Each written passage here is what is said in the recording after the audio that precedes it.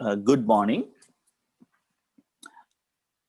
Online Buddhist Temple presents a series of mindfulness and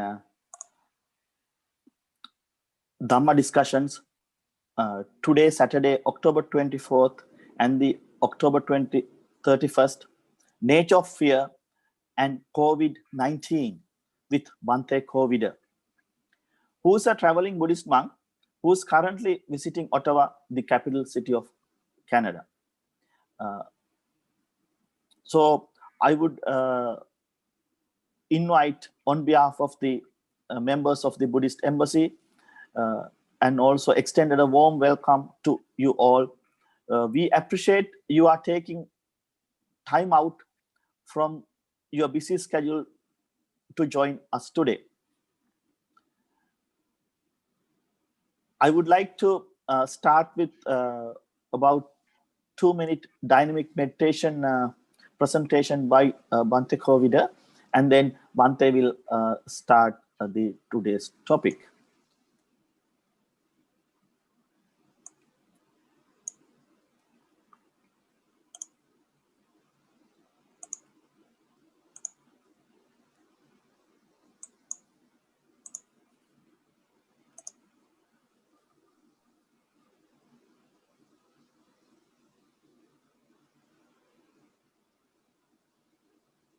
This is a unique meditation practice, or for those who are having difficulty focusing their minds from too much thinking or from sleepiness. And it goes like this.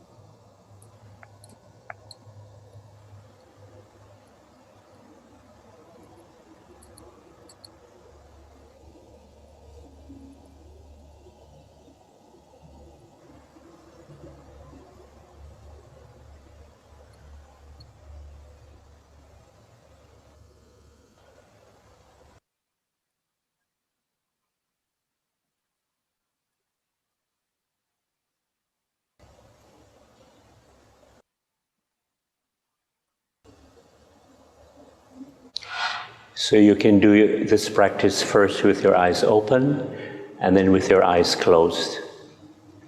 So there is the awareness of each movement of the hand and when the hand touches the body. You're aware of each touch sensation. So this is a very easy way to focus the mind in the present moment. And when our mindfulness becomes very clear, we're able to observe thoughts very clearly, very objectively, and let them go. Mental, emotional conflict and suffering.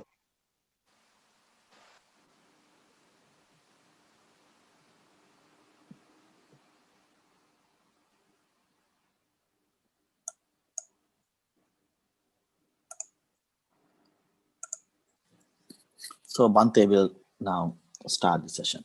Thank you. Okay, hello everyone. It's good that you could join us again this Saturday. So let's just do a few minutes of just mindful breathing. Breathing in, breathing out.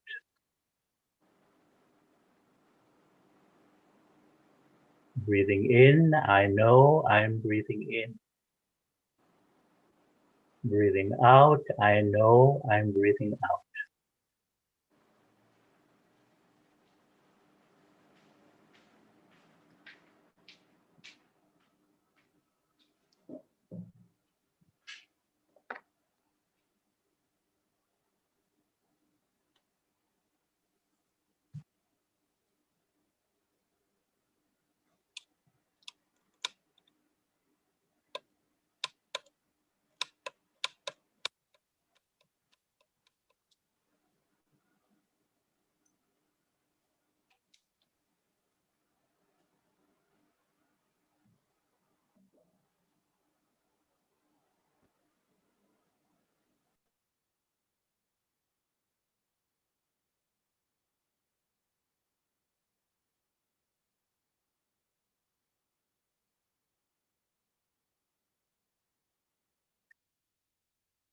And when the mind wanders away with thoughts, images, sometimes a memory, or some future projection, just be aware that the mind is wandering away.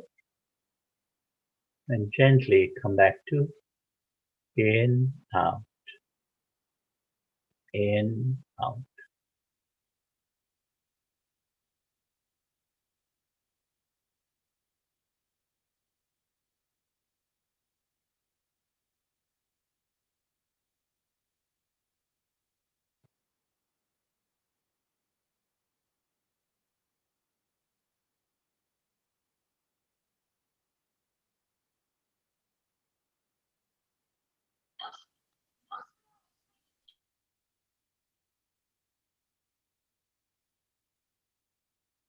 So we're training the mind to focus in the present moment on the sensation of in-breath, out-breath.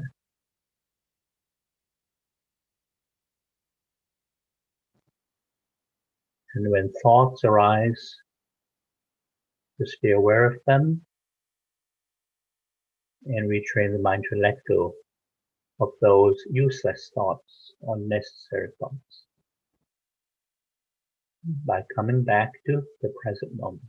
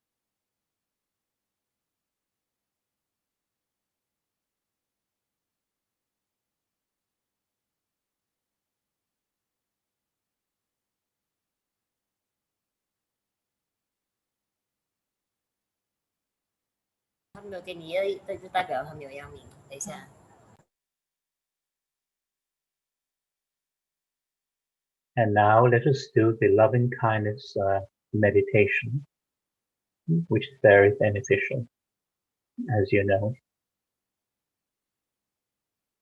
Because there are positive thoughts, which gives positive feelings. So just say in your mind, may I be well, happy, and peaceful.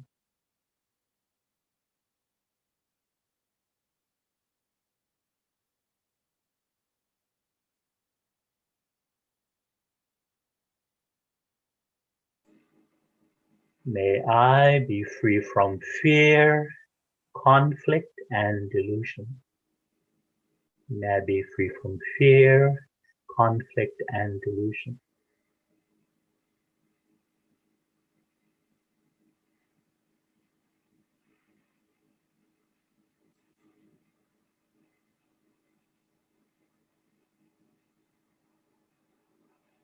May my family and friends be well, happy, and peaceful.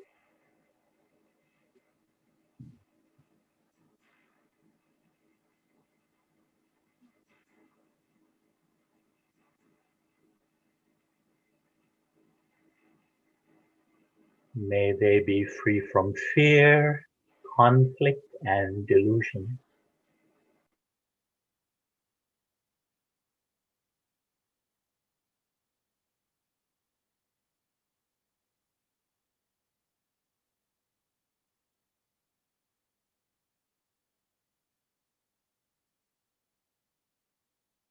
May my co-workers be well, happy, and peaceful.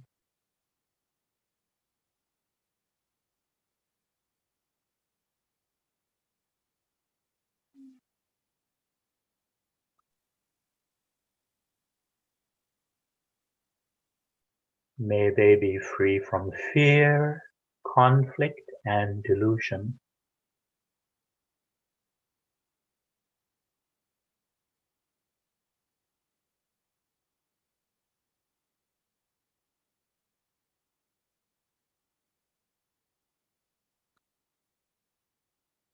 May all beings be well, happy, and peaceful.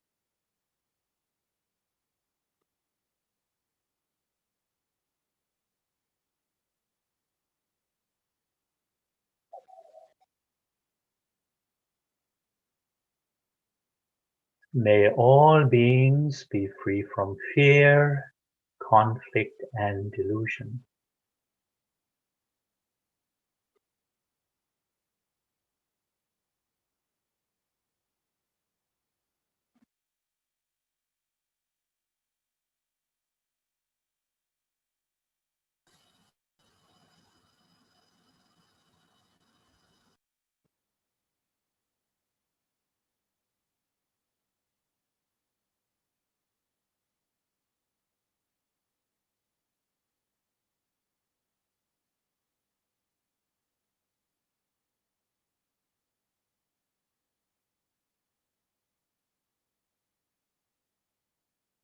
And if you wish, you can rub your palms together.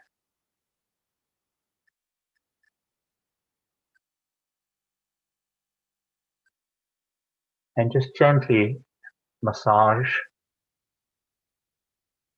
your eyes, your forehead,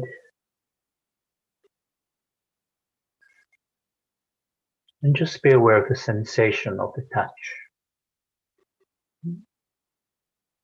Touch sensation in the present moment.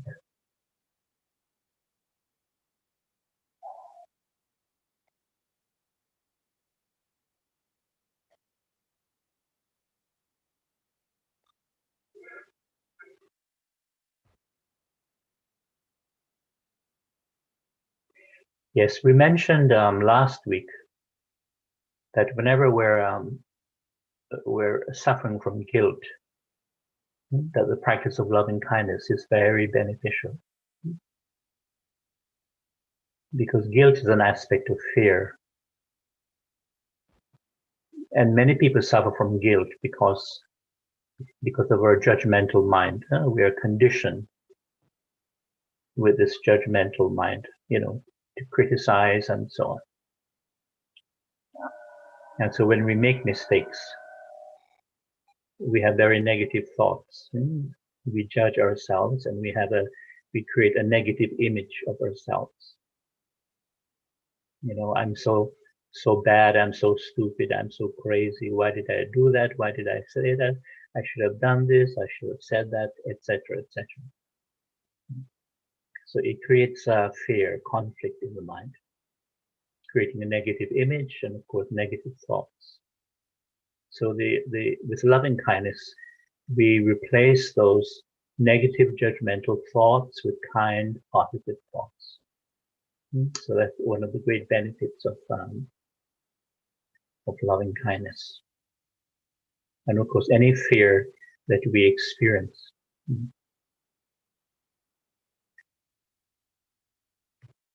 And I'll just do this short reading again. The world is in an anxious, fearful, frustrated and confused state. The politicians and news media people are also anxious, fearful, and confused. The mind changes from liking to disliking, from craving to aversion, from anxiety to frustration, with the agitation, the restlessness of the world. If we can learn to make the mind still, calm, and silent, it will be the greatest help to the world. And we also mentioned last week that there are some things that we cannot control. And of course, a good example is the current pandemic. But what we can control is how we manage our mental emotional states, and how we respond to the situation, and how the benefits of mindfulness can help us to stay calm, to stay patient and positive, and how mindfulness gives us a more stable base from which we can operate, how we can deal with the situation, when wisdom and compassion can operate like this. Now, when we don't understand fear, the nature of fear, then we will never know what it's like to be fearless, to be without fear. And as you know, fear is a universal problem in human consciousness. So fear is always a good topic to discuss, because we can all relate to fear as human beings. Now, basically, there are two kinds of fear. There is physical fear, and there's mental, psychological fear. Now, physical fear is a rational response to physical danger, physical threat. And it's just an intuitive response. So it's easy to understand. And as you know, animals, birds, and so on have this natural fear. But human beings suffer more from mental fear, because we think, we have this psychological process. And a good way of looking at mental psychological fear is to use the model of a tree, where all the different branches are the different kinds of mental psychological fears. And then we have the connecting trunk of the tree. And that is the connecting factors of fear. And there are three factors that connect all our mental psychological fears. And then we have the root of the tree, the root of fear. So I'll just go over just all the different types of mental psychological fears that we experience as human beings. For example, there's a fear of not being successful, the fear of not achieving, the fear of not getting what we desire, what we want, the fear of not achieving our goals or plans, and so on. We can all relate to that. There's a fear of not being loved and accepted. And of course, always wanting approval of others. There's a fear of change, the fear of the unknown, the future, of course, and uncertainty.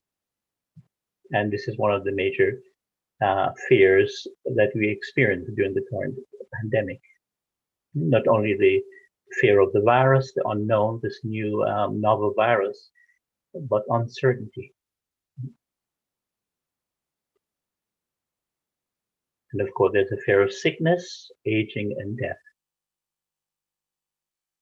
And death, of course, is the great unknown. Later we'll be exploring the unknown, the fear of death and the unknown, and why human beings, out of this fear, have created many beliefs in an afterlife.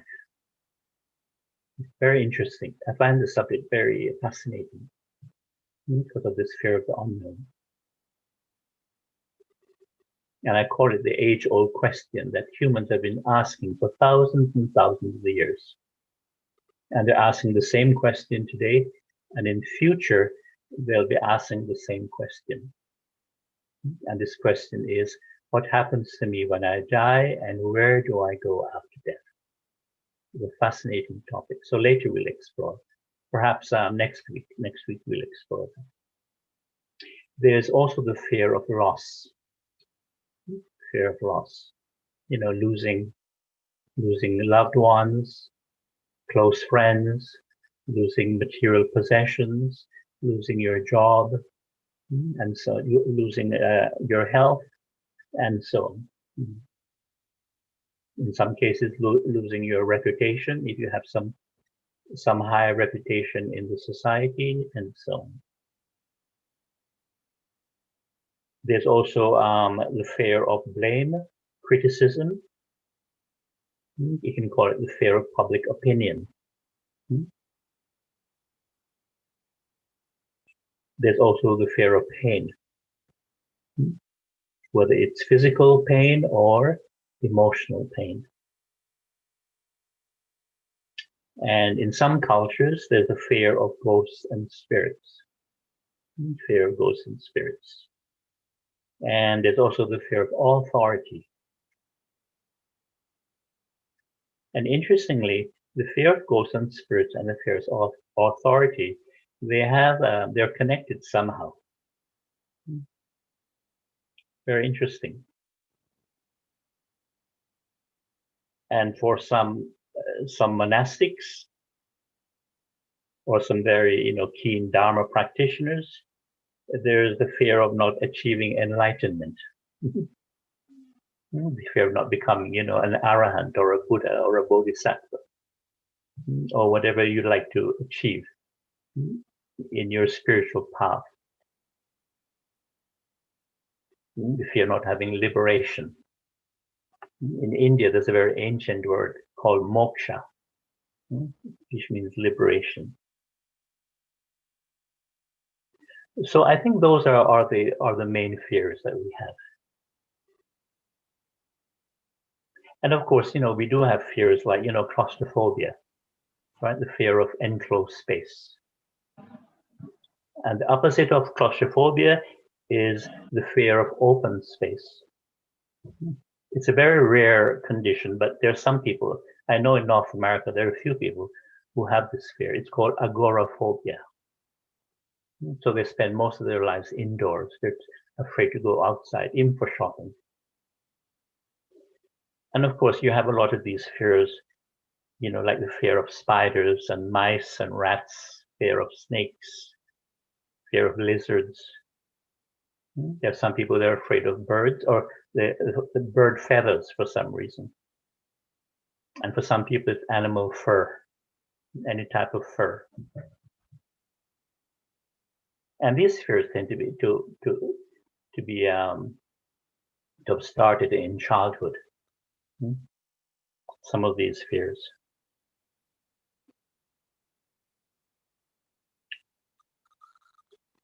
Now, the fear of not being successful, not achieving your goals, not getting what you desire, and so on.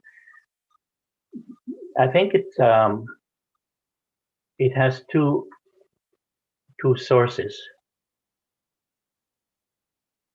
And I think one of it has to do with family pressure.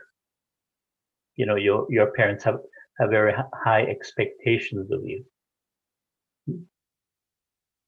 And of course, some parents do not know what we, unconditional love. So you have this fear that, we'll love you, we'll accept you, but only if you become something, you achieve this, and so on, to make us proud. Some parents are caught in that ignorance, I call it. And another source of this fear is the habit of comparison. When you compare yourself with others, especially, very successful people.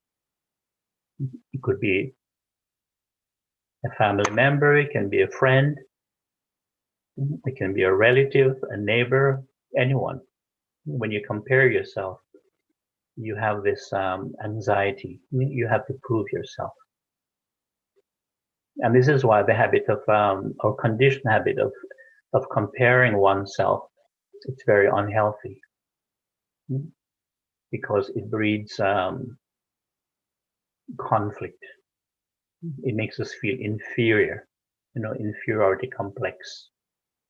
I'm not as good as that person. I'm not as successful. I'm not as smart.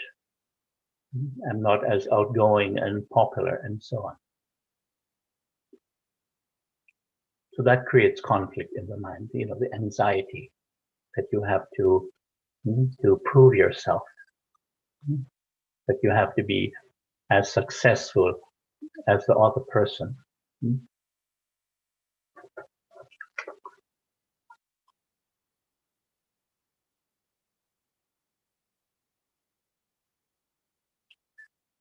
Now, the fear of change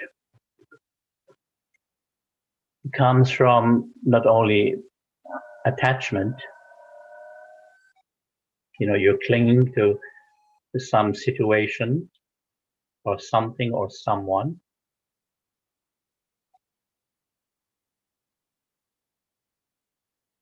And we don't realize that life is based on change.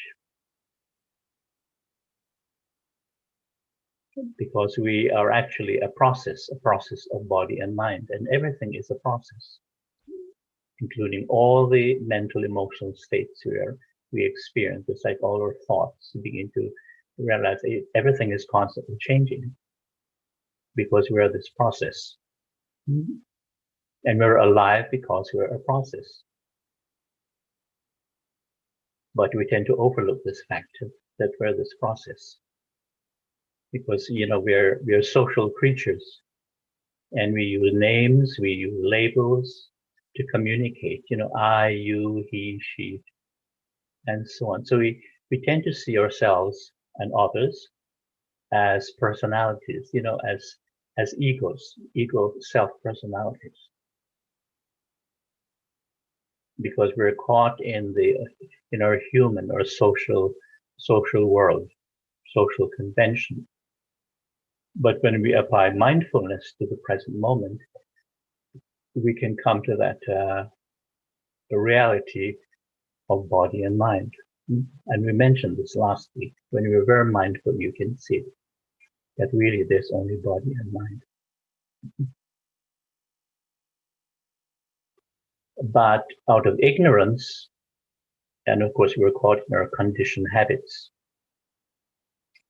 we cling, we easily become attached to things, and we forget the truth of change, of process. And so we become afraid of change.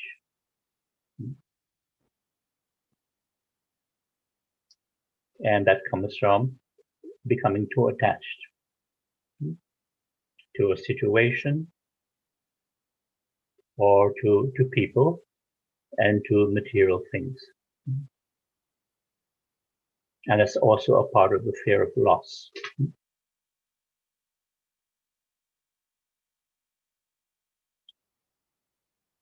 And we said earlier there's the fear of the unknown, the fear of uncertainty. We also have the fear of not being loved and accepted. And so we tend to seek approval from others. There's an insecurity. And again, I think this comes from childhood, the way we've been raised by our parents.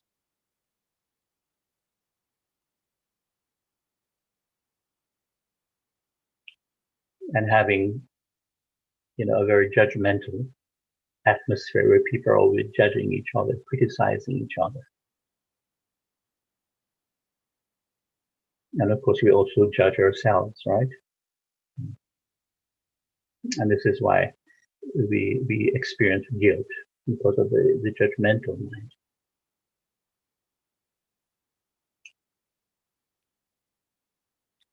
And there's also the fear of pain. I think this fear comes from memory, from thinking and memory, because thinking is related to memory. Say you've had a very painful experience, physical painful experience. So naturally, when you remember that experience, you don't want that painful experience to happen again. So hence, there's the fear of pain. It's related to memory. And you project that in the future. And the same with emotional pain. You've been hurt. So naturally, you don't want to be hurt again because it's too painful.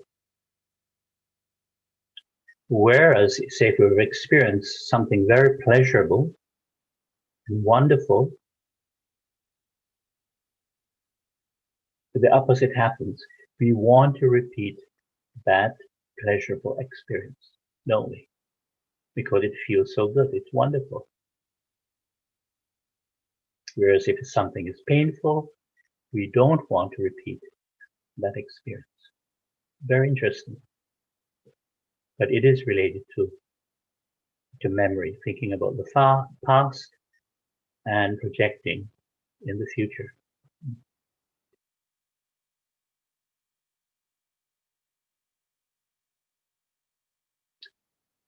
The fear of public opinion. Sometimes not only what people are saying about us, but also even what people are thinking about us. We can have this irrational fear. And as you know, you can't prevent people from talking and thinking. And again, it comes down to the image, having an image of yourself.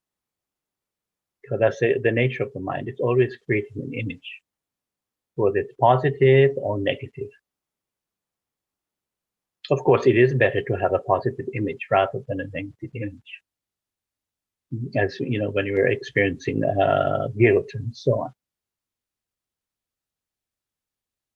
But even if we have a positive image, that image is still susceptible to negative reactions from people, from criticism, from aversion, from people spreading rumors, and so on.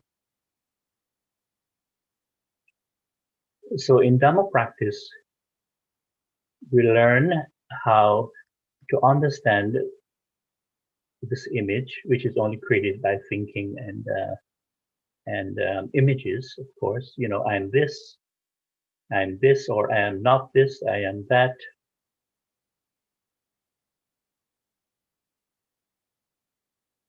And of course, we try to protect this image.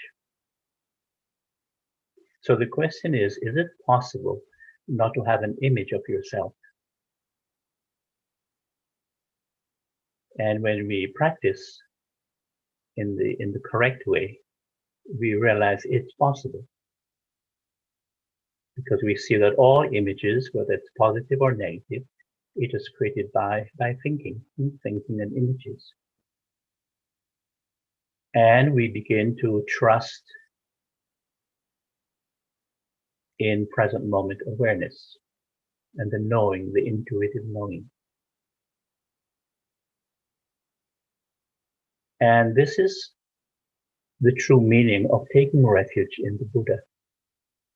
when we can trust this present moment, awareness and knowing.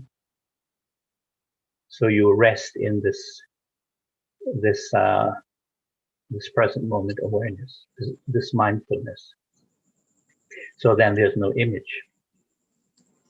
Because as we said last week, awareness, mindfulness, is a state of non-duality. There's no I being aware. There's no I being mindful. There's only that energy of attention. And there's great freedom in that. And with that state of non-duality, we're able to see things more objectively. We mentioned before, including fear. We're able to see fear as just fear, anxiety as just anxiety, frustration as just frustration, desire, craving as just desire, craving. Even jealousy, if jealousy should arise, you can see jealousy as just jealousy. We don't judge it, we don't criticize it. And we know these are temporary mental states. They're a part of the process. There's changing conditions of the mind. And this is what mindfulness-based psychotherapy is about.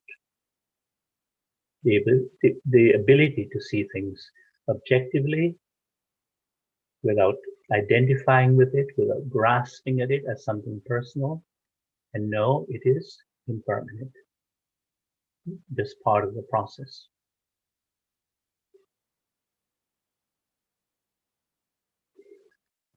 So when you have this trust in present moment awareness that has no center and therefore no image, naturally, there's no fear of public opinion.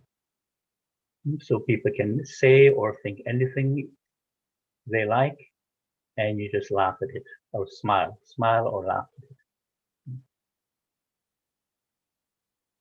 But I must say though, as an aspect of maturity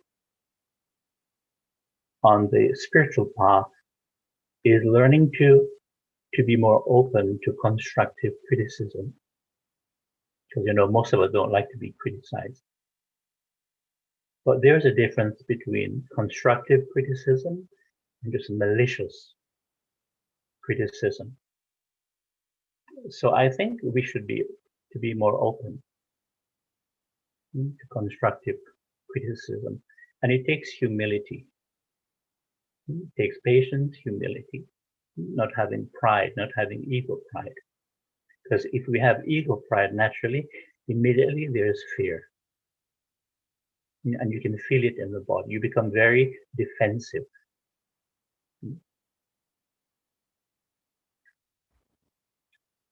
But when we're more aware, more humble, then we can be open to constructive criticism. And then we can learn from it, because as you know, no one is perfect. No one is perfect. Even famous teachers are not perfect, because we're human.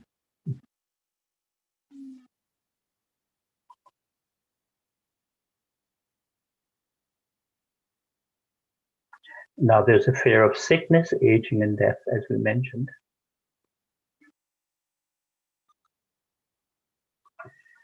Now this fear comes from our conditioned habit of identifying with the body as me and mine. We've all been conditioned like this. This is me, this is mine. And of course, we're conditioned to identify with all the conditions of this body. I'm sick, I'm getting old, I'm going to die, I'm hungry, I'm tired, and so on. I'm upset, etc., etc. I'm afraid, I'm frustrated, I'm angry, and so on.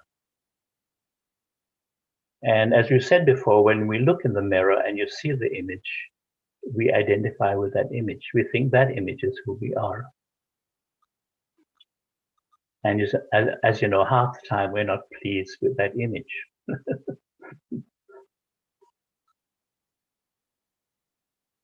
And the interesting thing, of course, if you're very observant, you see the image is always changing. It's always changing. And some days you look in the mirror and you say, today I'm okay. I'm not too bad.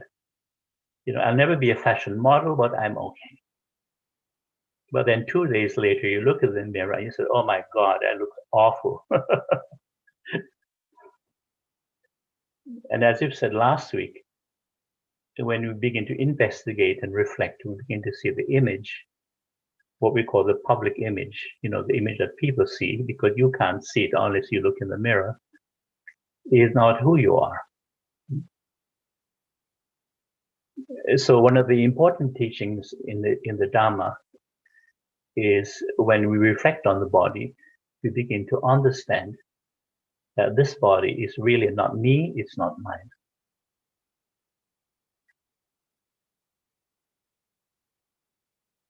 Because if you reflect on the body, for example, if you tell the body not to get sick, you see that the body does not listen to us.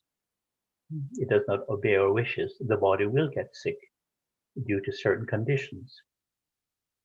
If you tell the body not to get hungry, not to get tired, not to go to the washroom, and so on, the body does these things whether we like it or not,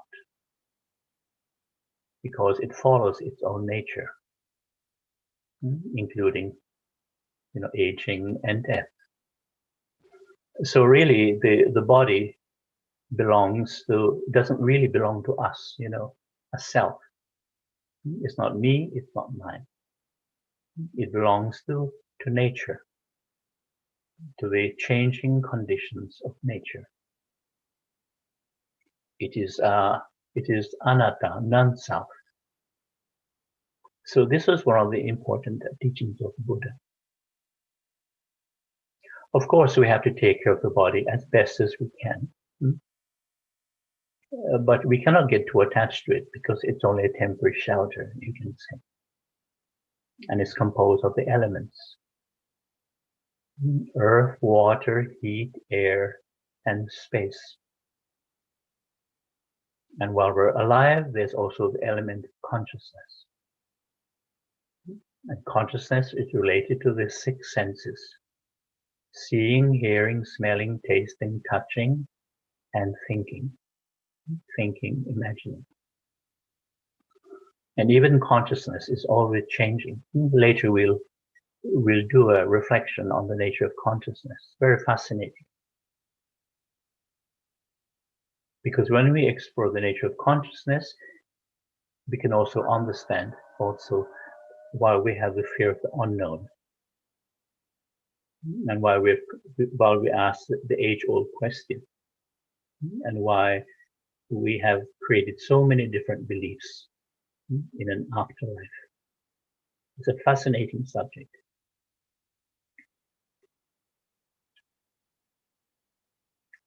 So the Buddha said when we have this understanding that the body really belongs to nature, then we can be at peace, can be accepting, we can be in harmony with the changes of the body, because we no longer identify with it as me or mine. So this is where the training, the mind training, and the understanding, the wisdom of non-self, so that we can be at peace with the changing conditions of nature.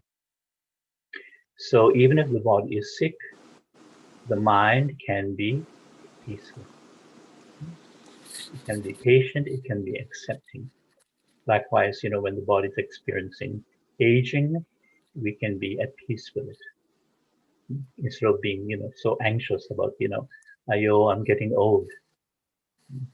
I need cosmetics, or I need cosmetic surgery, and so on.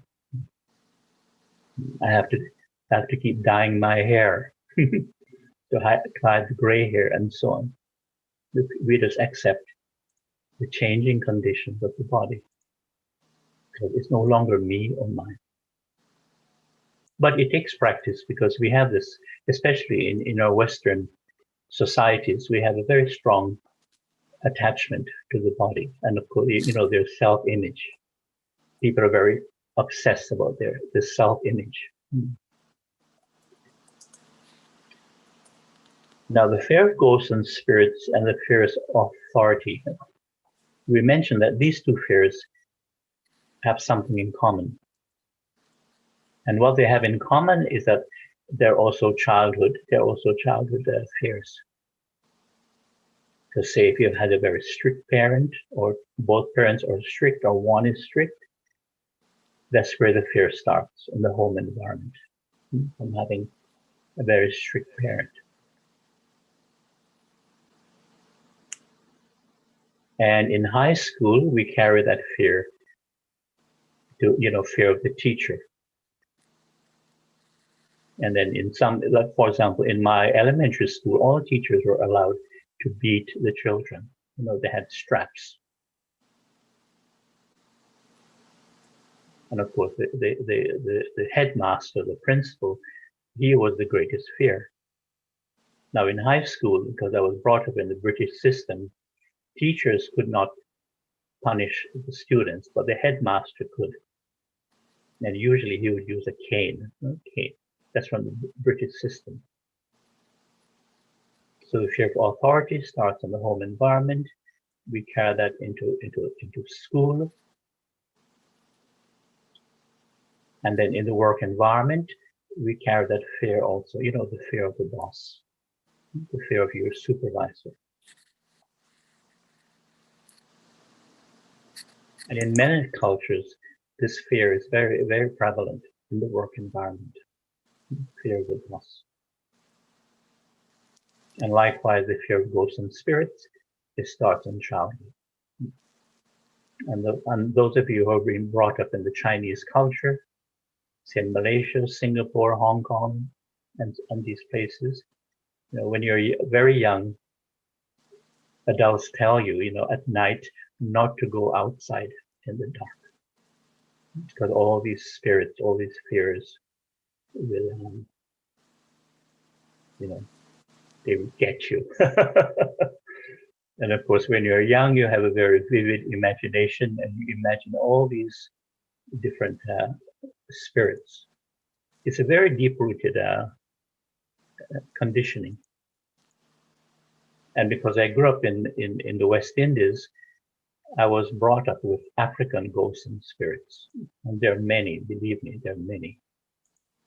Because in Africa, they have a strong oral tradition of storytelling, very vivid imaginations. So I grew up with all these African ghosts and spirits. And of course, I would imagine them, at night. But later I began to realize it's just conditioning, it's just imagination, the power of the imagination. So when I'm speaking to people in Malaysia and Singapore, I like to say, because I grew up with African ghosts and spirits, I'm not afraid of the Chinese ghosts and spirits. And I try to encourage them to do the cemetery meditation. We've done a few where we can use mindfulness to observe the fear, and we can overcome this very deep-rooted fear of ghosts and spirits. But again, it's really the power of the imagination. And you can see too, this current pandemic, that a lot of the fear we have, it's really based on thinking and the power of the imagination. And the mind likes to imagine the worst case scenarios. And without mindfulness, of course, we're caught in it. People get paranoid. Some people begin to panic. And unfortunately, a lot of the fear is created by the news media and by the politicians. And I could really see the difference. I mentioned this earlier. When I came back from Perth, Western Australia, where things were very open, very relaxed, and I came back to Southern Ontario, I could really feel the difference.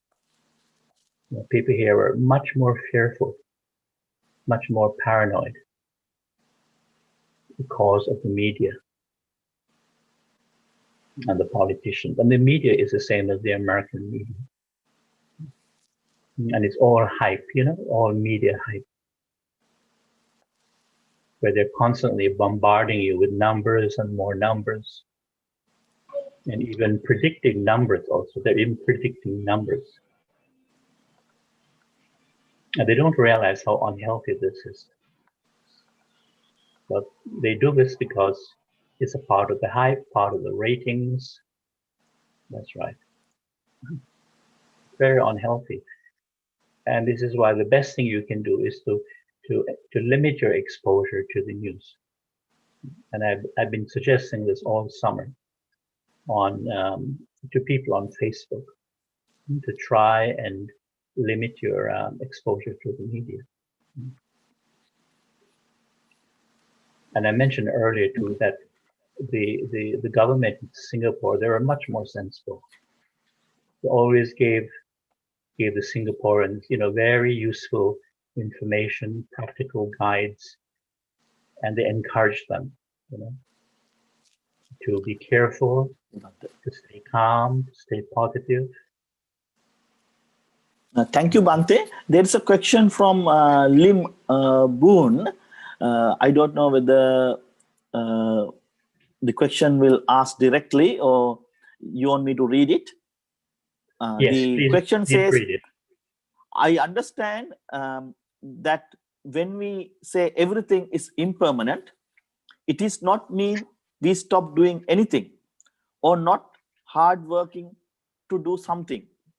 But I still cannot different what is the line for we have tried our best, or it is we haven't tried the best but careless, lazy, etc. For example, I have fear of losing my family members, but how to define the line that it is his or her karma? I have tried my best to protect them, or actually it is my fault, carelessness of not protecting them well. May I, you may answer the question, Bhante, for Lim Boon. Thank you. Well, you can only try your best, right? You can only try your best. It is natural to want to protect your family. But as human beings, we also have limitations. Just try to do your best. And at the same time, use mindfulness to observe the worry, the concern in your mind. Because sometimes we get too paranoid. And sometimes when we get too anxious, we create more suffering for others, although we have good intentions. And this is why it's so important to come from a place of calmness. The practice has to be there. Because, fear is a very powerful delusion. And when you become paranoid, you begin to panic, the fear is much greater. And we tend to do irrational things. We tend to behave in a very irrational way. So as I said, keep alert, try to do your best, but equally important is to observe the state of fear in your mind and deal with it with mindfulness. Just say, there is a state of fear. It is impermanent. And you can breathe and smile. We mentioned this before. Maybe you were not here last week. It's like making friends with fear. Breathing in, I know there's fear in me. Breathing out, I smile. Breathing in, I know there's anxiety in me. Breathing out, I smile. Smile at it. And remind yourself, it is impermanent. It's a changing condition of the mind. And if you like, you can do the loving kindness. May I be well, happy, and peaceful. May my family be well, happy, and peaceful. So the practice is very important. And if you're feeling yourself getting too anxious for real, for sitting meditation, you can do some Qigong movements. And the video is on YouTube. Qigong is a form of mindfulness, and it's very simple. Just do 3 or 4 of the movements. Just go to YouTube and just type Qigong with Bhante Kovida. Chigong, Qigong with Bhante Kovida. There are 2 videos. Just follow the video, and it's very good for anxiety.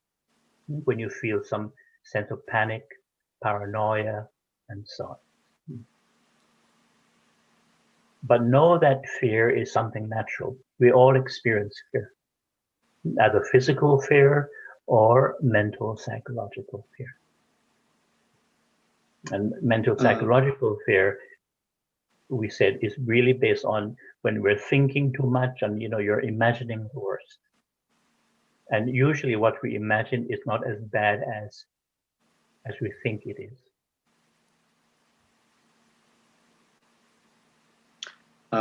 Thank you, Bhante. Actually, I'm not really attached to the fear, but it is something that I don't know to what extent I can do. Let me give an example. For example, usually this fear is on my kids. For example, I let my kids playing around my house outside. So I will have a fear that there may be any accident happen because some people driving the car or something, and then or maybe there is a bad person. So of course I need to pay attention to them, so I need to take care of them. But to what extent is considered as I have already tried my best? Maybe I feel that I try my best, but maybe others people don't think that I am trying my best. Maybe I'm still careless because of lack of some awareness, precaution or thinking. So this may make me like become in the anxiety that keep on thinking whether I have done too over or actually too protective until not in the correct way for the kids. So Yes. that's why I always don't know which part is the correct. Yeah, because part of it is the fear of public opinion. Do you see that? Part of the fear is you're worried about what people will say, right? Whether it's other family members or your cousins or your neighbors. So that you have to let go of. Don't give it importance. Because if it happens, I will feel guilty. Again, the guilt is coming from being judgmental. You're afraid people are judging you, and at the same time you judge yourself. So that's where the guilt is. And as we said, guilt is a part of fear, isn't it? It's an aspect of fear because you create a negative image of yourself, and on top of that, we have negative thoughts. You see that? So you have to, what people are saying, you have to let go. Don't give it importance. Okay? Don't give importance. Trust in your intelligence. Okay. Understand? Okay. That's right. Got it. So when people, even if people want to criticize, just laugh at it. Breathe and laugh at it. Do laughing Qigong. Or I mentioned, go to YouTube and just type laughing yoga. You see groups of Indians just laughing. It's good medicine. And if you don't want to laugh, smile. Just breathe and smile at it. It's not important, but trust yourself. Trust in yourself. Trust in your common sense, in your compassion, in your mindfulness. Right? Trust in yourself. Yeah. Thank you. Okay. Any other questions for today's session? Or you can send us email, or we can follow up on the next session. So Bhante will be closing for today. Okay. Just a moment. For now, you can go to YouTube. There's, I mentioned last week, this Bhante Kovida, Benefits of Mindfulness, if you did not get this last week. Bhante Kovida, Benefits of Mindfulness, that was recorded in Kuala Lumpur last year. And also Bhante Kovida, Understanding the Nature of Fear. Either the nature of fear or understanding the nature of fear. You'll find it. So we will have the second part of this session on 31st of October from 9 a.m. to 10 a.m. the Canadian Eastern Time. And we also thank everyone for joining today. And we extend the warm welcome for everyone who participated today. And thank again for joining these sessions. So at the end, we will be playing the dynamic meditation one more time for those who missed it, and it will be in the YouTube.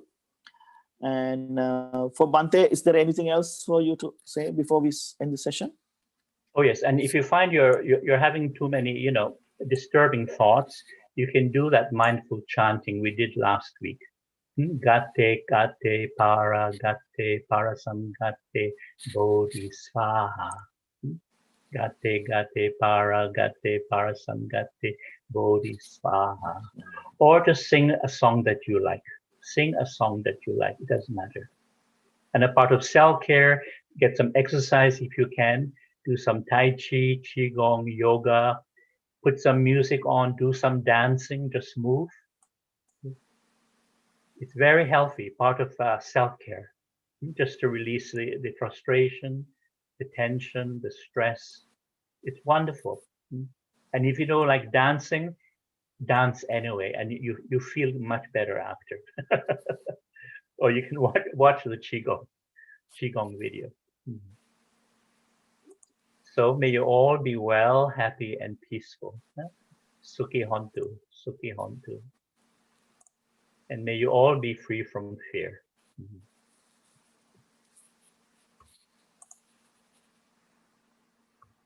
Thank you, Bhante. Thank you very much, Bhante. Thank you. Okay.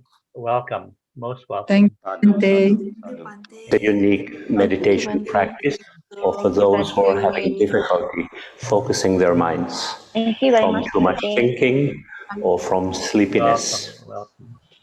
And it goes like this.